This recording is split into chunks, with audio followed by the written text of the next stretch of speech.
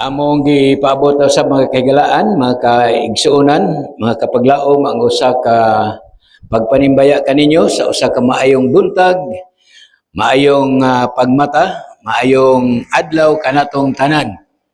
Nining kabuntagon, ato na usab ipadayon ang atong pagpamalandong sa kabuntagon, ilabi na sa mahitungod sa atong kahimtang sa atong panlawas.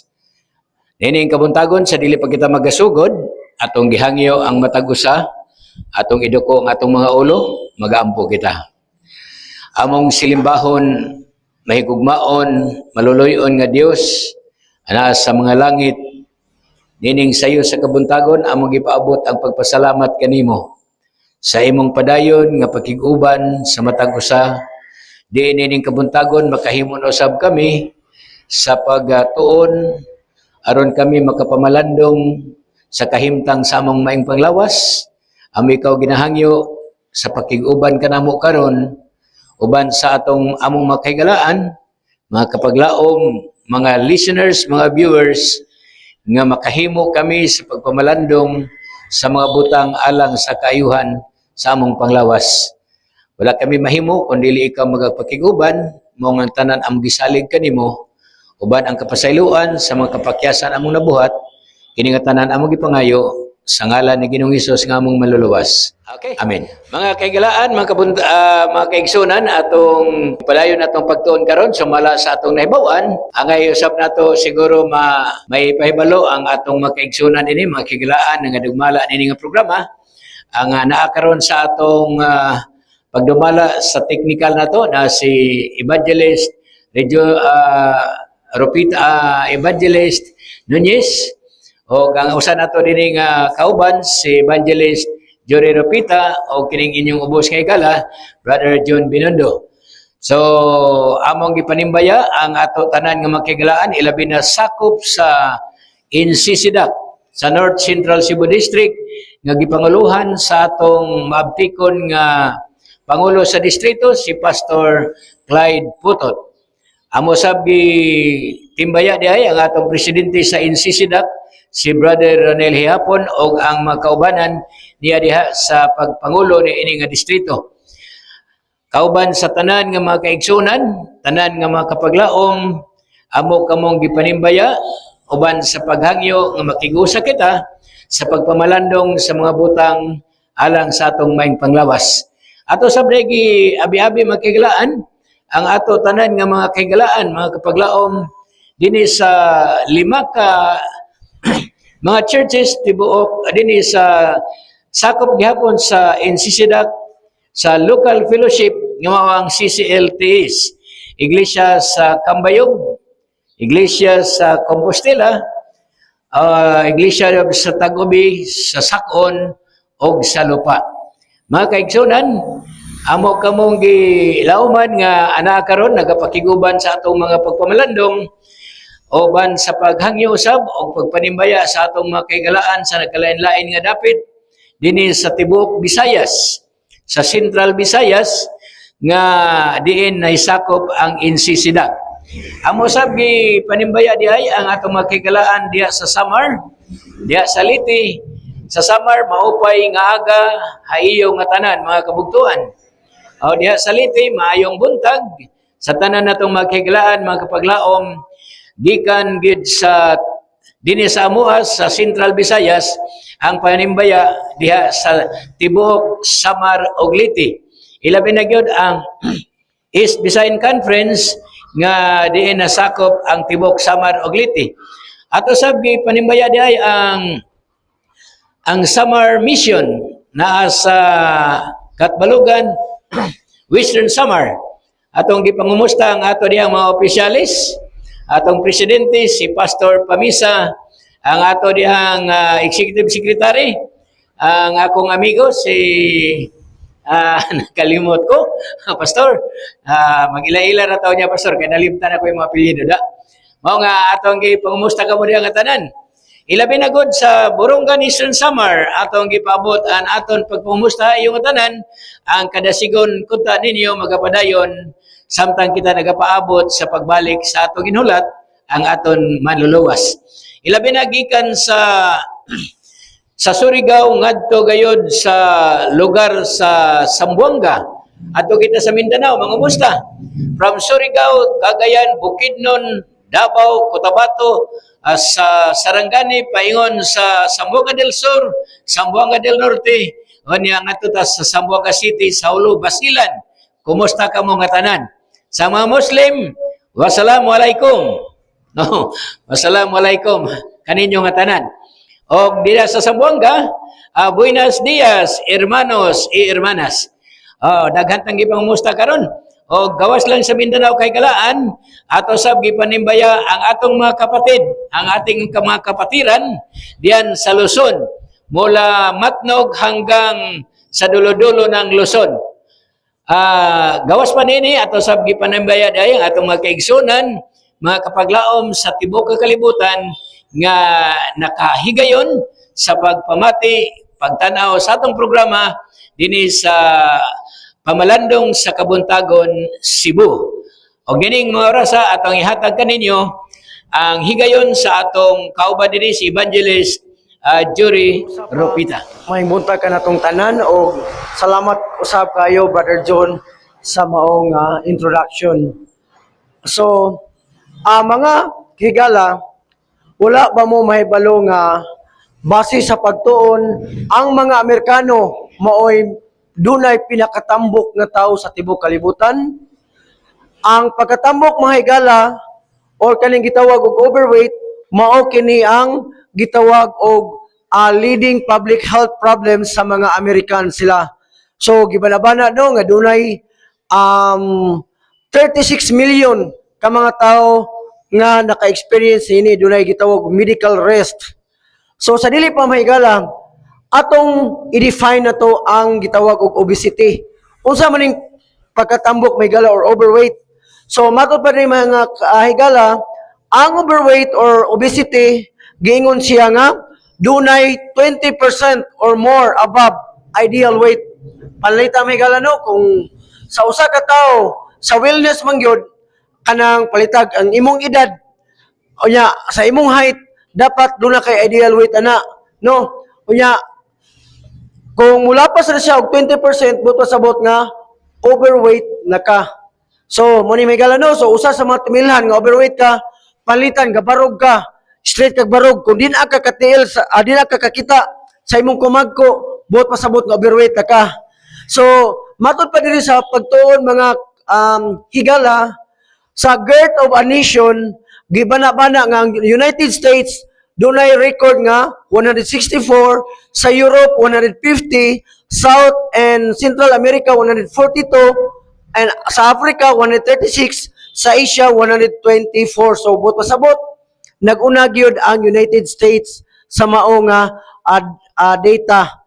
So gingon pa rin mga higala no nga would it be better to just stay fat? Ang gingon rin mga higala, maayo ba nga magpabilin tang tambok? So gingon may galano nga atong ikumparar ang obesity or ang overweight kaysa normal weight. So gingon pa rin may gala nga ang overweight 3 times more likely to suffer from heart disease. So unsa gani may gala kung overweight ang usa ka tawo or sobra sa katambok, prone siya nga kon siya mas 3 times siya nga dunay risgo nga makabaton og heart disease.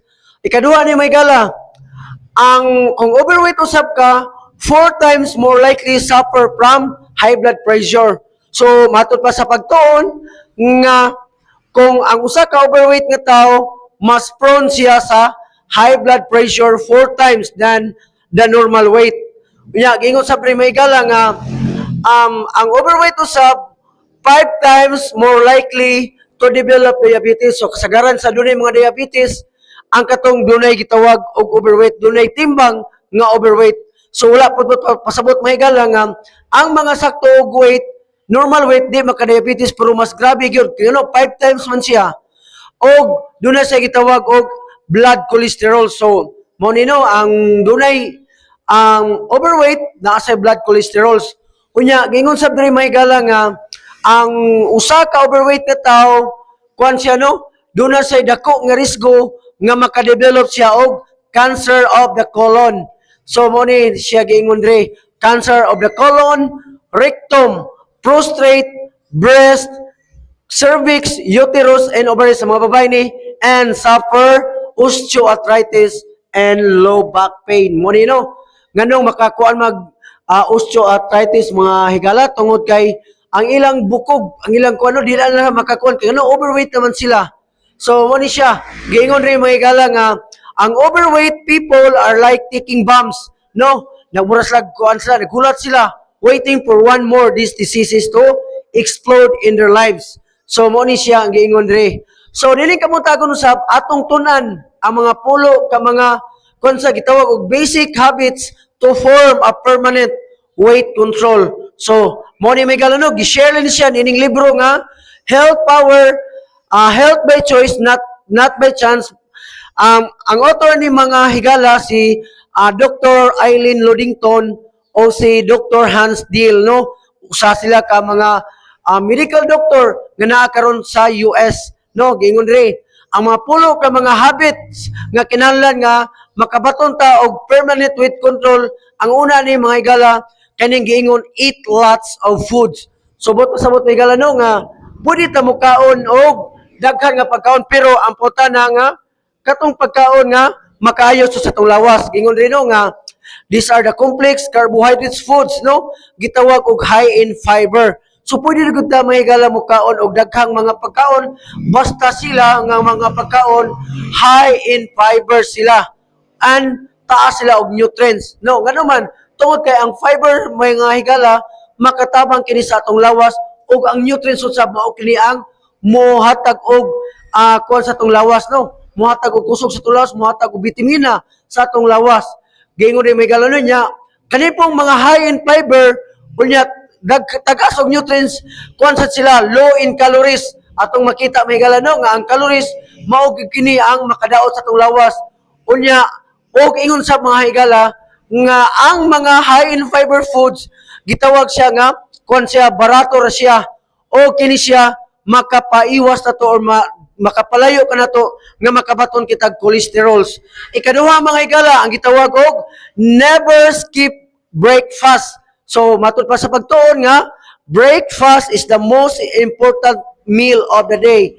So gingon ni mga higala no nga pwede ka mo skip og laing mga kuan siya mga meal pero nindot gyud nga dili ka mo skip og breakfast. Kaya ano man taas man gud mga higala ang gabi no kung imo i-count ang oras gikan sa gabi paingon sa buntag mo sa ingon dire mo ni may gala no nga ang pinakanindot nga breakfast kay kanang cereal nya with fruits mo na ang pinakanindot unya ikatulong may gala eat 3 meals a day at a regular time. So bot pasabot may gala kinahanglan gyud nga mukaon ta katulo sa usa ka adlaw.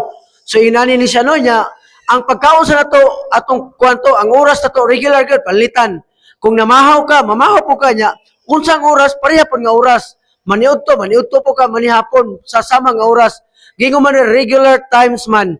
Ang ikopat, mahigala, gingon rin, eat slowly. No? But pasabot siya nga, kinahanglan, mukaon ka, imo gikining usapon. No? Di tanto dildilyon para mataro ni siya choose atong ngipon na to, dayon, inig, abot sa mo isupagos, nindot na. No? Kay imo daldalion nimo murag di ka mabusog. So inani siya. Then ang kalima ni mga higala, end your meal with a piece of fruit. No? End your main meal with a piece of fruit. So mukaon kita mga higala og mga pagkaon. Unya mukaon sa tag mga dessert usab siya. So ingani ni siya no? Ninot gyud nga sa atong tanang pagkaon na to, mukaon kita og mga prutas. Kay ang prutas makatabang gyud sa atong lawas. Ang ikaunom, gingon rin nga, skip snacks and night munches for eat a piece of fruit, some raw veggies. So, pasabot may gala nga, gingon rin nga, sa gabi, di na ta kinahanglan mo snacks, no? Ay avoid na itong mga snacks or kanang mga kankaon, mga junk foods. Kung dili may gala, ang pinakanindot yun, sa di pa ka matulog, kinahanglan mo kaon ka og bisag usa ka buok nga prutas, unya, og mo kuantag mga raw nga mga veggies unsa man ni mga carrots, mga kuansa, unsa pa ni mga daghan pa pwede na to ikuan na to, no? Himuon tong salad. Ikapito, drink water instead of juice or sodas. Atong timan-an may gala nga ang gitawag og universal solvent ang water, ang gitawag og tinuod nga soft drinks mao ang water, atong i-avoid may gala ang juice. Kaya ngano man, ang mga juice magod may gala ilabi na gyud kanang mga powdered juice, dili na sa ingon nga safety gyud sa tong lawas. Gawas gyud katong mga juice nga real juice ya nga gikan gyud sa mga gipampuga nimo no, gikan gyud sa mga sa mga utanon or sa mga sa mga prutas. Og i-avoid sad ang mga sodas. Unsa man yung mga sodas? Mao kini ang mga soft drinks atong nailhan. Unya ikawalo may gala kaning daily active exercise. So kinahanglan di ay matod sa atong pagtuon sa new start nga kinahanglan gid ay nga mo kwanta no atong lawas mo apil kita kuan sa mo active gid siya ilabi sa exercise. Gingon nga kinahanglan ta nga mo exercise 30 to 60 minutes. Kinahanglan man gyud nga aron ma-burn ang atong calories. So ikawalo mga higala gingon ri allow no harmful substances no into your body. Unsa may mga harmful substances sama sa alcohol, tobacco, ug ingon man mga caffeine, drugs ug etc. No gingon ri higala nga kini manggod sila dili ni siya makaayo sa atong panglawas na ani sa mga side effects. Ang ikapulo may gala mao ang develop hobbies like kung sa music. So sa pagpaminaw sa nato sa music, timan-an nato may gala nga nindot kining music, ilabi gyud makapahimaya sa Ginoo. Unya magbasa sa tag mga libro, no, reading books. Unya mo engage tay sa sports ug etc. So mo ni may gala no nga giingon rin no nga positive ways to deal with obesity kinahanglan nga muita og more foods nga more on kon sa high in fiber. Unya kinahanglan sabta may gala nga kinahanglan nga magsige kita trabaho, increase the rate at which calories are burned sa unsa nga pagi pinagi sa physical activity ug sa muscle exercise ya. Nya gingon rin may gala no nga make the above two lifestyle practices nga permanent of life. So mo ni siya kinahanglan tanong nga kinahanglan nga ato giampingan ang atong lawas kay ngano man kung masakit wa ta may galo mas dako na gyud ang imong problema. No, mo ni siya gingon. So sa katapusan may gala doon ako'y basahon usa kini ka teksto diri sa Biblia nag-ingon diri sa libro sa Proverbio kapitulo 23 bersikulo 1 ngadto sa 3 nag-ingon diri when you sit down to dine with a ruler note well what is before you, do not crave his delicacies for the food is deceptive. Subot pasabot may gala kung mukaon ka uban sa usa ka ruler usa ka king kinahanglan nga atong tanahon nga usa gani ko ano nga unsay naa sa atong atubangan nya dili puta og mo crave nga kana bitang mga paborito nila ngano man kay usay ba may galano ang kanibitang pagkaon mao sa ni hinungdan nga makuan sa ta madaot ang atong lawas ato timan-ano nga sila usab dong ang una tong mga ginikanan usab nangahulog sa sala pinagi sa pagkaon. So mao ra ni ang atong i-share na mo may gala ang health tips nga makuha kini sa Health Power, not Health by Choice, not by Chance by Eileen Ludington and Hans Deal sila duha mga gala mga medical doctor sila tuwa sa US nagbase sila. So daghang salamat ug hangtod sa sunod nga higayon og may buntag sa makausap pa.